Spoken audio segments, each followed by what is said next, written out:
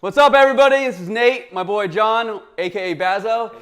So we're going to talk about episode 13 and 14 today. It's going to be about overcoming your fears and the importance of growth in business. All right, specifically about sales. Yeah. John here has recently just quit his job, a very secure job in the corporate world, responsible for over $25 million in growth and 200 employees.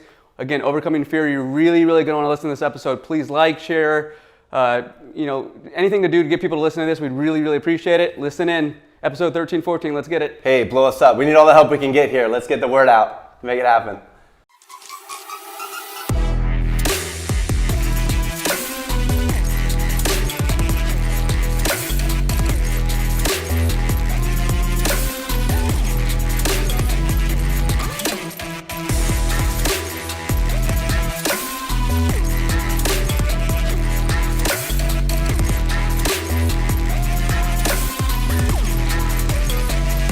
What's up, everybody? Startup Nation. This is Nate, episode 13, my boy Bazzo, and we're going to talk today about overcoming your fears. As I mentioned in the intro, John has recently left a large corporation. He was there for 12, 13 years. Yeah, almost 13 years, man. And he in charge of 200 employees and $25 million in growth responsibility.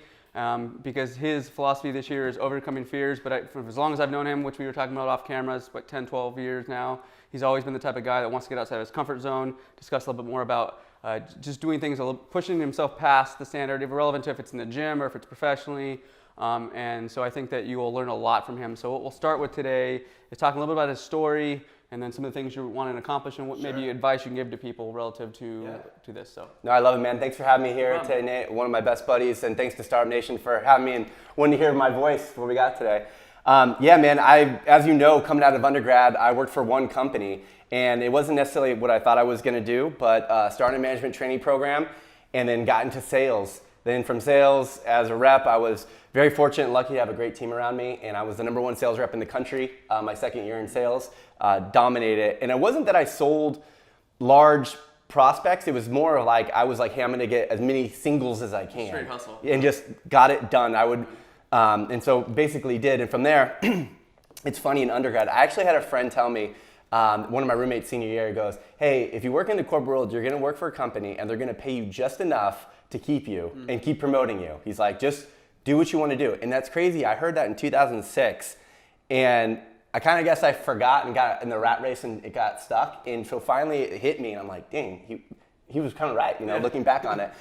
So from there with sales rep, promoted to sales manager. Then from sales manager to general manager, I'm running all of Southern California. Took a $4.5 million business, took it through a couple acquisitions to $12 million that year. Got promoted then to sales director and ran the whole West region for 2 business divisions for a Fortune 500 company. So it was crazy. It was great. I'm an extremely loyal person, and I was just like, this is a great life and everything's good. But this is the avenue you thought you were going to take. Yeah, right? But at the same time, it's like, this year coming into, I'm 34 years old. Am I going to be doing this when I'm 50? I'm from Southern California. I don't really want to relocate. What's next in life? And so a couple years back, I went to business school. So I went to UCLA Anderson Graduate School, double major there in entrepreneurial studies and global international management. And one thing I learned in that is that you don't necessarily have to start something.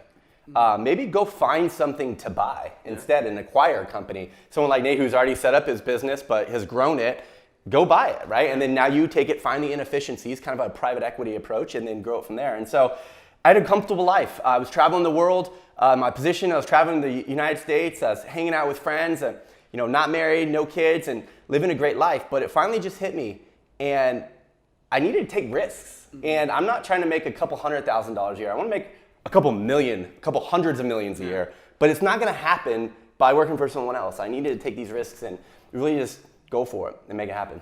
So talk a little bit about the mindset relative to just pushing the envelope with these types of things. I've had a lot of discussions with people either at Hardcore Fitness, which a lot of them listen to this, and just friends where they talk about associated with risk. And people historically have said, well, what's going to happen if I fail?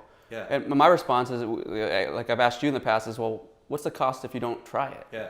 Exactly. It's the same question, just posed differently, right? So why are you so concerned about, especially someone like you where you're very marketable, if you were to sit there and stay there for 20 years, you're going to always ask, well, what if, right? Sure. But clearly, if this doesn't, this venture, which we can talk about, he's recently purchased a company in the last year or two. If that didn't work out, you could easily go back and get another sales job, and make good money. Dude, you made the hair on the back of my neck stand up. That's crazy you said that. Yeah, my whole thing is this, is what's the cost of not even trying? And you know what? I'll tell you something. I spent a ton of money. I paid for all of undergrad. I went to an Ivy League school, one of the best schools in the country, and I paid every dime myself.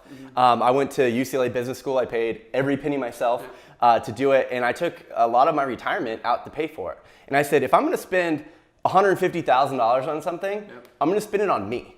And I'm gonna take that risk and that investment. So 2018 going into it, I was like, I'm taking risks this year. So I was already graduating from UCLA, and I was like, what am I afraid of, or what am I gonna do? So I'm petrified of heights. If you told me to stand on this table and jump off, dude, I would like freeze and panic. Like me. I can do anything, heights, it gets me, I don't know, chemically in my mind. So I said, fuck it, I'm going skydiving. And there's a point when you're in the plane and you go to the edge, you have to tell your brain to let go. And if this is it, this is it. I know the exact feelings. I wasn't actually concerned because you're so high up when you're doing that. But the second you start dangling your feet, you're like, what in the fuck am I doing? And you're not on a roller coaster, you're not tied in. And so you basically just have to say, this is it. And the second you fly out, I'll tell you, you go from the biggest fear in your life to the best feeling and euphoria that you've ever felt in your life before. And then once that parachute hits, you're like, oh, thank God, right? But metaphorically, that's kind of how it is in business of like, dude, I literally been with this. So 2018, I was like, hey, I'm taking risks. Just kind of go back to the backtrack on it. So I was like, hey, I'm gonna go on TV. So I got cast for 3 TV shows. Was on 3 commercials last year. And finally I was like, hey, there's a company I wanna acquire. Hey, spend your retirement and buy it, right? Give ground to gain ground in life. So I bought a company. I just got myself out there. I don't know if everything I did has value add, but I'll know one thing. If I'm sitting at home at night after the gym watching TV, nothing's gonna happen. But if I go out and I meet people and I do stuff, at least I'm generating activity. What are you doing in your 24 hours, right? Yeah, like what does a rich man and poor man have in common? They both have 24 hours in a day. It's what you do with your time. And so 2018 was all about risks. Kind of forward thinking now. That metaphorical of skydiving and overcoming that fear and letting go, I said, okay, in 2019, what am I afraid of? Because I want to say fuck fear in the face and say, and be able to, I don't have children yet, but eventually marry a beautiful woman and have beautiful children that are healthy and look them in the eyes and say, you can do whatever you want to do in life. Here's what your dad did. And not a brag or boasting thing, but just like, go do it. Live life. And my dad's worked construction, and I think my work ethic and everything I have in my life from my dad. My parents struggled, and they're extremely hard workers, living the American dream. But he woke up at 4:30 every day to work construction, just so me and my sister could have a good life. And so I feel like I owe it to them almost to be like, be successful, because our family was built on love. And so this year for fear, I said, what am I most afraid of? And it's quitting and letting go of a comfortable paycheck every week. Dude, how often is it when you wake up in the morning on a Friday, it's like, oh, there's a paycheck. There's a paycheck, right? Like, it makes going out that Friday night a little bit different. And I said, you know what, now's time. I don't know if, God came into my life, a thing, and it just, now's the time to do it. So I let go, and I'm full throttle in a business right now. So. I mean, I have a similar story, and I've shared it in previous podcasts, so I'll keep it relatively short. But same thing with I was working with Cintas, which was a company that John was working for a number of years. And then I had worked for a few other companies after that, and I was making quite a bit of money. I've shared it with people on camera, so I'm not afraid to. But it was basically at a certain point over $250,000 a year, and to walk away from that form of a paycheck to $30,000 a year for the first 18 months, it was like, holy shit, what am I doing? Right? It's kind of it's very similar to what he's saying. It's kind of like dangling your feet over the plane. I mean, like, holy, am I really gonna do this, right? But the reality is I then had to regain my composure when I was about to make that decision. Say, well, clearly, I'm leaving the company on good terms. So if I had to, I could go with them, and I could also go somewhere else if I had to. But this is my passion, and this is what my goal to be in 10 years, right? I didn't want to be a sales rep or a sales manager until I was 50 years old. That was exactly the conversation I had, right? Well, and you got to really think of that. People, I think, have a habit of living this daily life where they're just thinking one step at a time, and you got to do that. You want to live in the moment, right? But there's also the importance of saying, okay, where I'm at today, am I okay with what that's going to look like in 10 years? Yeah, now fortunately, I was smart enough to market myself so I could always go back. And 2, I didn't just, I have funds that I can live off of, right? So that was the thing. I kind of gave myself a run rate. So it wasn't like I just said, whatever, let's go do it. I have funds to have a run rate. Now that's my retirement. I don't want to spend it, but I can if I have to survive. I will say this though, since then, I'm constantly, I feel like a fat kid at the deep end of a pool. I guess it was just me picturing myself as a little kid. And then in the pool, not being able to swim, of like, you got to find air. And I've been going to bed at 3, 4 a.m. the last couple of nights, and people are like, what are you doing? I was like, I have to find money. Yeah. And I'm literally, I got to go get it. There's not that comfortable paycheck. And cash comes in, there's expenses, and I've got to pay for things. And it's the quality of life. I think the other fear, too, to us is like, you adapt to live to a certain lifestyle. Yep. I'm used to just like, oh yeah, I'm gonna go stay at the Ritz-Carlton in LA, or I'm gonna go to Vegas and gamble.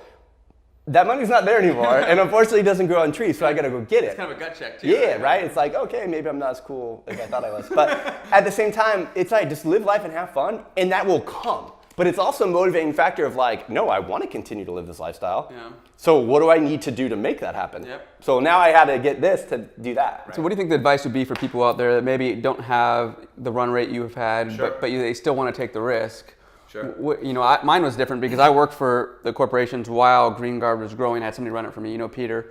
I still clearly I had some cash like you did a run rate, but what I did is grew it as a side hustle, which we've talked about in previous podcasts, which I think is one option. But what's your advice to people? So I somewhat did that. Yeah. I was doing it as a side hustle, but you're a lot more stringent and strict on that than I was, and I didn't necessarily have help either. So I was running my wheels. You didn't have somebody run it for you. Yeah, exactly. I didn't have somebody run it for me, but I kind of established, I wouldn't say I had the business operating well, but I kind of established the name brand at least. So now I could do it and no one already knows who I am. Yeah.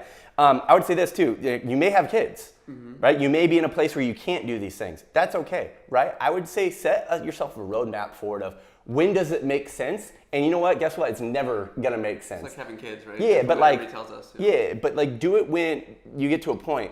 I was fortunate enough to have no ties. Yeah. So I said, I need to do this. And it's funny, when I left our corporate job, I had a good friend who has another second kid on the way, knee deep in a mortgage, and was like, go do this for us. Like, please, just go make it happen. He's like, I'm living the rat race and go do it. So I would say that, set yourself a roadmap. Hey, here's where I want to be at this point. Yep. I would also say you need a mentor and you need someone to hold you accountable. Mm-hmm. Trust me, we're talking about being motivated and do all these things. There's a lot of times I want to lay in bed and hit snooze 20 times. Mm-hmm. We're human, right? It happens still today, but having someone like this guy text me, hey, did you go to the gym today? Hey, it's like annoying as fuck, but at the same time, like it motivates, like, fuck yeah, I did. You know what I mean? Like you know what's funny about this? The cameraman's laughing because he's recorded most of these things. You know how many people have said, Nate, you're an annoying fuck, but I need you, right? Hey, if you walk through this office and you see all these posters and you see all the things Nate has and does, it'll motivate you too, right? And luckily for him, he's older than me, he's done it, I can see it, and he's a business mentor for me, so I appreciate that aspect of it. Yeah, I think it's real important. We talked about circle, right? And making sure that your circle's right. Yesterday, actually, on the podcast I'm part of, Mob Ties, listen in if you haven't listened to that, it's great. But we were talking about the importance of a circle, and your circle ends up going from here to here as you become more successful, right? Because one, you want to just surround yourself around people specifically make yourself, make you better. It doesn't have to be financially, but just bring some value to you. But two, then you always just envelop yourself in that environment, right? And so I can also say that that motivation is really, really important, right? And I appreciate the fact that I focus a lot on that on people. But one of the things I've really focused on in the last 6 months, specifically with people, is that when motivation goes away, the only thing that's left is discipline, right? And because you're not gonna have motivation every day, similar to like pushing the snooze alarm 20 times, right? So yes, I might be that day where I'm gonna have psychic powers and say, oh, John, I think he's gonna be a lazy ass today, I'm gonna text him. But there's plenty of days where he just simply has the discipline to say, no, fuck that, I'm gonna go because that's my obligation, I have to do it. It's gotta come from within. And if someone tells you to say it, and I say this in sales too, it might be true, but if I say it, it's gotta be true. And I've gotta hold myself accountable. And it's, what do you want out of yourself? I'll give this example. One book that we're going to touch on, I'm sure a lot of you read it. If you haven't, go get it. And I got to meet this man in person. And the crazy part about it is he probably hates everyone talking about him because that's not who he is. But yet he's impacted so many people so far. It's David Goggins in the book Can't Hurt Me. My big brother in my fraternity, who's a crazy CrossFitter, very successful lawyer in Northern California, told me, hey, you got to read this book. It was like a good time in my life.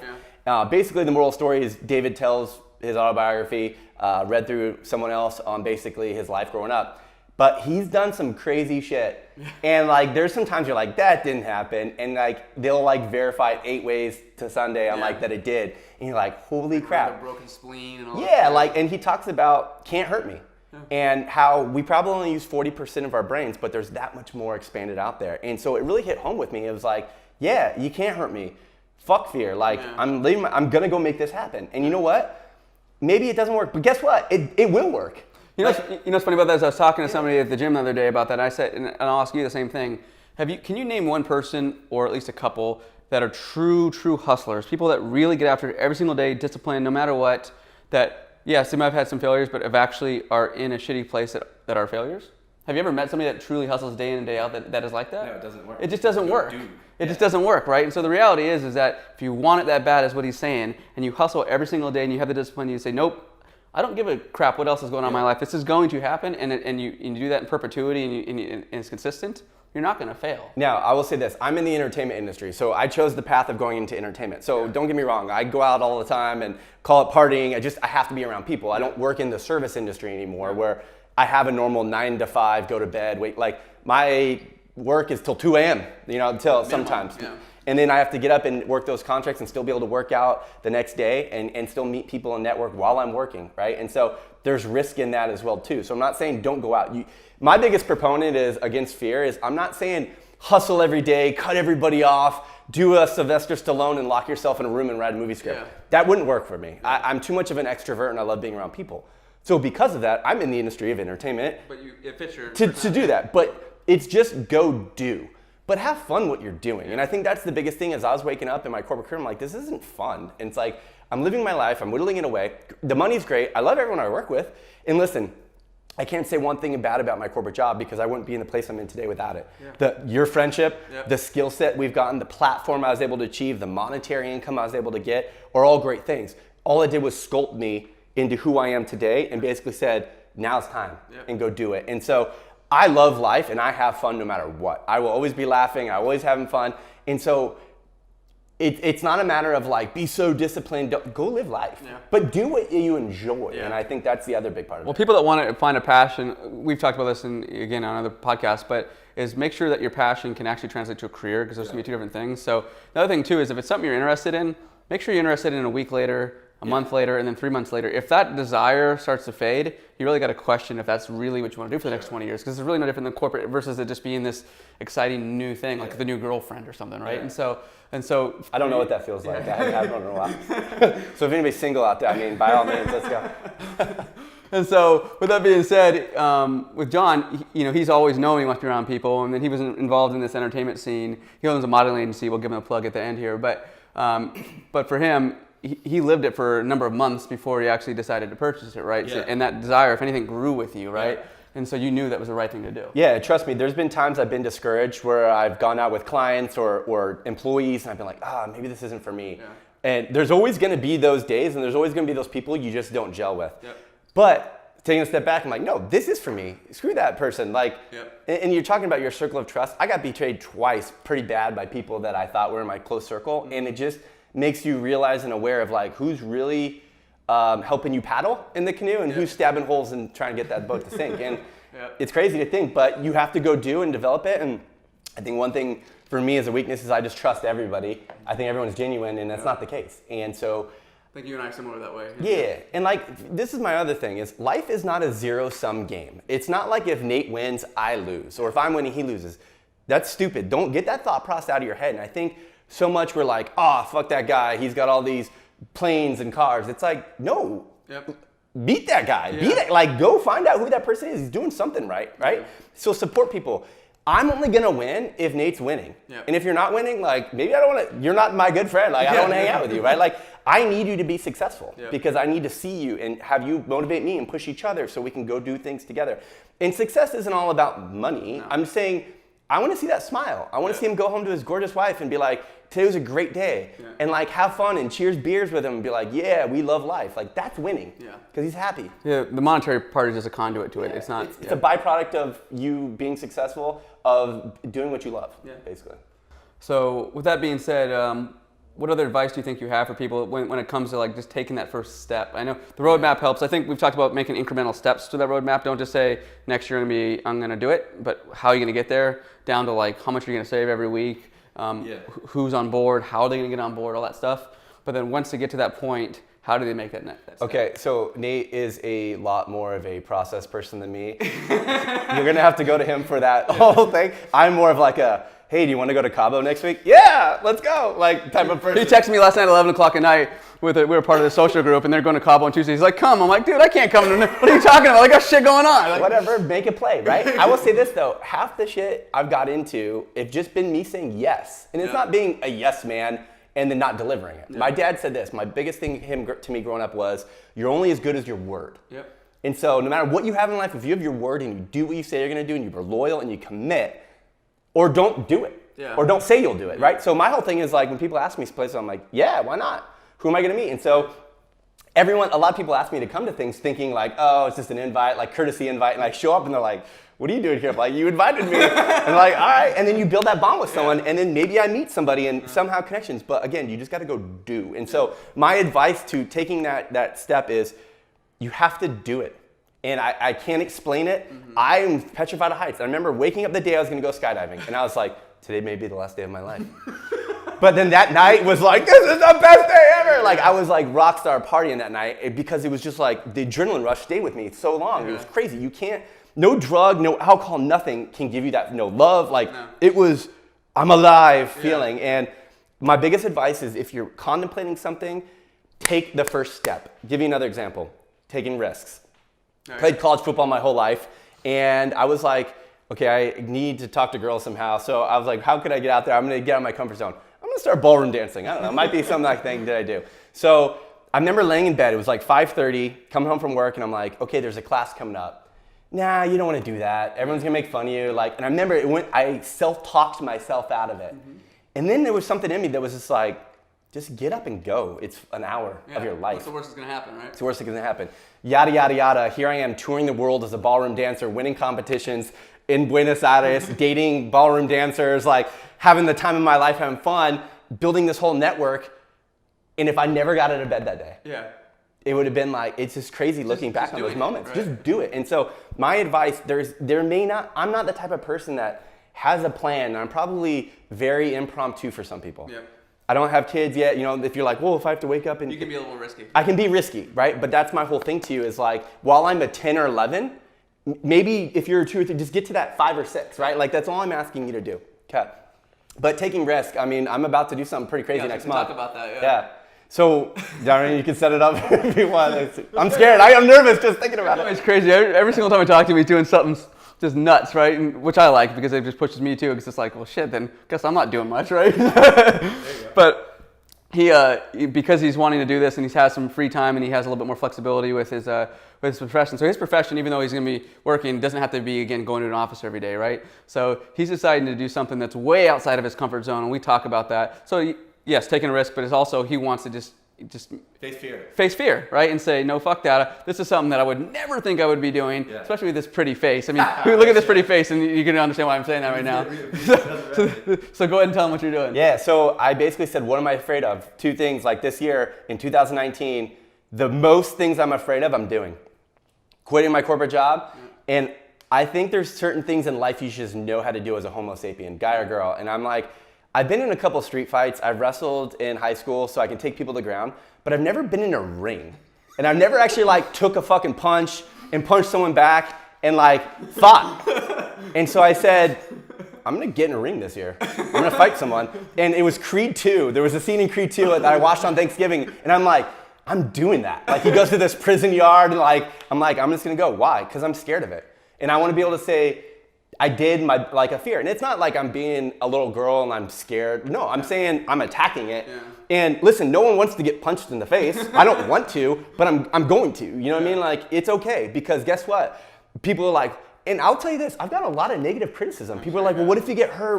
Why would you do that? I'm like, but what if it saves my life one day? Yeah. Right? And guess what? I'm not losing. Like, I'm winning. Like, that's going to happen. It's not an option. It's not an option. Like, option's not going to hurt. So, booked a trip to Thailand. I'm going to Tiger Muay Thai, going to Phuket for a month. I've been training a little bit, but going to be there for a month. And then I got a fight in a ring at the end of April.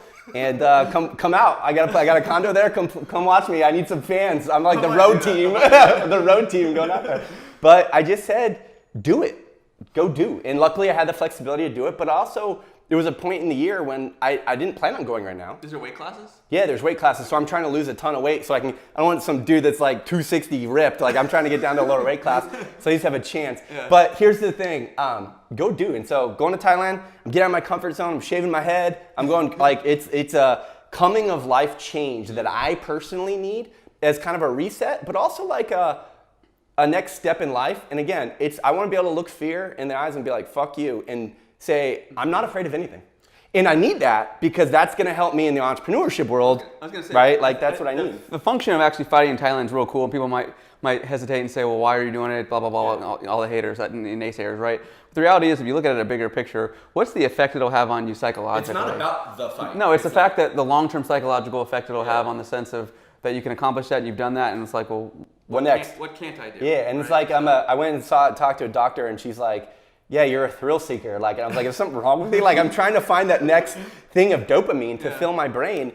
And yeah, the psychological effect of like, hey, I trained, I got a ring, I won, now what? Next? Yeah. Like, come at me, bro. Like with life. Yeah. Come at me, life. Like, what do you want? I will attack it. And a real quick plug to the Can't Hurt Me book of David Goggins. I don't want to ruin anybody if you haven't read it, but at the end of the story, when you die, right? And there's also a book, another good book is The 5 People You Meet in Heaven by Mitch Albom.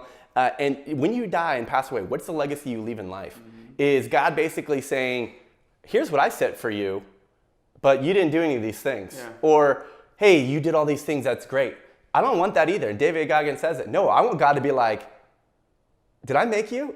You did all the, like, I didn't have any of that planned, but you crushed it. That wasn't in my book, but guess what? You're an example of life, and I want to just add value to society. And if I can affect one person out there who's like, hey, I'm trying to lose weight because I've seen what you do, or hey, I'm going to go do this because that's my biggest fear, then I've done my job. I had somebody at the gym today ask me, why are you always doing these challenges? Like, it's crazy. And I'm like, I'm not, for the fact that if I can affect one person positively where they change their life, it's worth it. Why are we on this planet? To love, obviously. You know, I'm a big on Catholicism and love, but at the same time, I think while we're on this planet, you only live once, by the way, so face fear. And 2, add value to society. Like, don't just exist and take up oxygen and suck the economy. Like, add value. And if you can impact other people, be positive to society. And I think that's important. I think that's good.